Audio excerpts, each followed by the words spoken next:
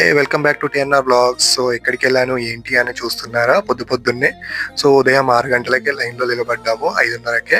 ఇదొచ్చేసి hitech సిటీలో ఉన్నటువంటి వెంకటేశ్వర స్వామి temple దగ్గరికి దర్శించుకోవడానికి వెళ్ళాం. వైకుంఠ ఏకాదశి సందర్భంగా. ఇంకా అలా ముచ్చట పెట్టుకుంటూ లైన్‌లో వెళ్తుంటే ఇక్కడ కొబ్బరికాయలు కొట్టడానికి బాగా సెట్ చేశారు. ముందట సెట్టింగ్స్ కూడా చాలా బాగేశారు. డెకరేషన్ కానీ ఈరోజు వైకుంఠ ఏకాదశి సందర్భంగా. ఇంకా అలా లోపలికెళ్తూ ఉంటే చూడగానే విగ్రహం కనబడింది. సో, అంటే ఇంత తొందరగా వచ్చేసామా అనుకుంటే తర్వాత చూస్తే అర్థమైంది ఇదంతా సెట్టింగ్ చేశారు భక్తుల కోసము అని జెప్పేసి. చాలా బాగుంది. అసలు 2 కళ్ళు చూడడానికి సరిపోలేదు. అంత రమణీయంగా ఉంది. ఇంకా అలా లోపలికెళ్తూ వాళ్ళతో ముచ్చట పెట్టుకుంటూ ఉంటే మధురమైన గానం వినబడుతుంది లోపల నుంచి. అసలు ఇది మధురమైన గానం ఏంటి అని అర్థం కాలేదు.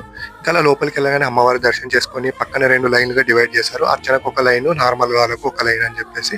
మేమైతే నార్మల్ దాంట్లోనే వెళ్ళాము. అర్చనకు టైం పడుతుంది అని చెప్పేసి. ఇంకా అలా చిలుకలతో, పూలతో, ఆకులతో డెకరేట్ చేశారు. ఇదే శ్రీనివాసుని విగ్రహము. చాలా బాగుంది. కళ్ళ నిండా ఉంది చూడటానికి. ఇంకా అలా ఎవరి గానం అని చూసేసరికి ఇక్కడ ఒక ఆమె పాడుతుంది. ఎంత బాగా పాడుతుంది అంటే అక్కడి నుంచి రాబుద్ది కాలేదు. బట్ అందరుండి ఎళ్ళండి ముందటికి లేట్ అవుతుంది అందరున్నారని చెప్పేసేసారు.